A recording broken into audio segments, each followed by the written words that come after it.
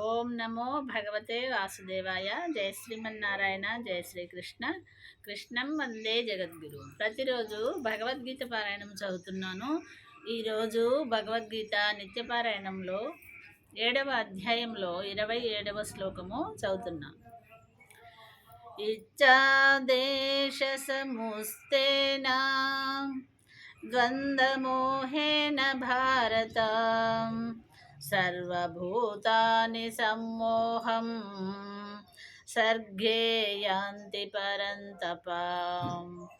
ఈ శ్లోకమునకు భావం ఏంటంటే, ఓ భరతవంశీ, ఓ అర్జున, జగత్తునందు ప్రాణులన్నీయు రాగద్వేషము వలన కలిగిన సుఖ దుఃఖాది ద్వంద్వముల ప్రభావము వలన అంతులేని మోహములో పడిపోచున్నారు అని ఆ శ్రీకృష్ణ భగవానుడు యుద్ధరంగమున అర్జునుడితో ఈ విధముగా తెలిపారు.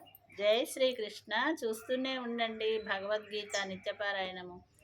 మీ లైక్ నాకెంతో ధైర్యాన్ని, ఇంకా చదవాలనే ఉత్సాహాన్ని కలిగిస్తుంది. దయచేసి అందరూ లైక్ చేసి సబ్స్క్రైబ్ చేసుకోండి. జై శ్రీమన్నారాయణ.